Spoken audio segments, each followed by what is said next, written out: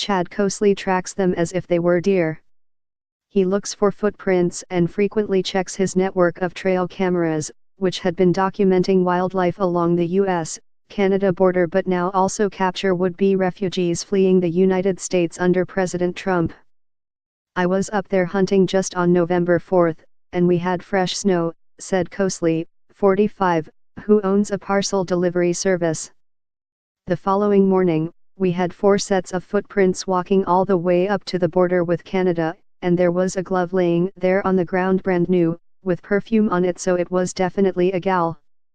Since the start of the year, more than 1,000 people have made similar journeys through this tiny community in far northwestern Minnesota in an attempt to enter Canada by avoiding official border crossings, part of a nationwide surge as Trump advances his campaign pledge to make life uninviting for undocumented immigrants and some aspiring refugees.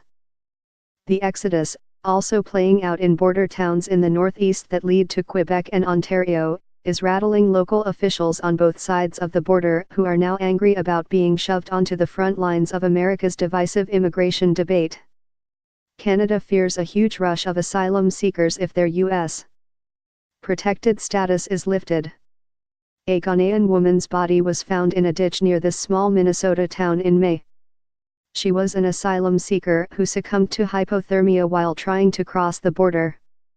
Residents fear there will be calamities in coming months as travelers encounter winter here, when a frigid northwestern wind scours barren fields separating Minnesota from Canada's Manitoba province, making the traverse through blizzards and across frozen swamps a harrowing and life-threatening trip. The concern has intensified, with county officials publicly calling on the Trump administration and Canada to waive a policy that prevents would-be refugees from passing through official border crossings. That plea has been met with silence. Although rural Minnesota overwhelmingly supported Trump in last year's election, some residents are troubled by his hardline immigration policies, given the impact on their towns. "For us, it's a shocker to see these people wandering around," said Leroy Clow, 73, a retired farmer and electrician. "It's nice-dressed families like they could be your neighbor, but they are scared and don't know what else to do." According to the Canadian government, 9,335 people made asylum claims at land ports of entry between January and October, including those picked up after crossing the border from the United States at unauthorized locations. That is more than double the average of annual claims made from 2011 through 2016.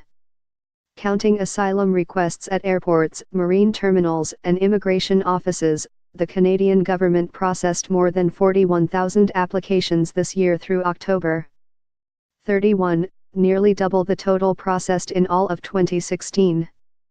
The influx overwhelmed Canadian immigration authorities, who scrambled to open temporary shelters during the summer, including briefly converting part of Montreal's Olympic Stadium into temporary housing. By hiking through rural communities, the migrants to Canada are largely bypassing a 2002 agreement between the United States and Canada that was designed to manage movement between the countries.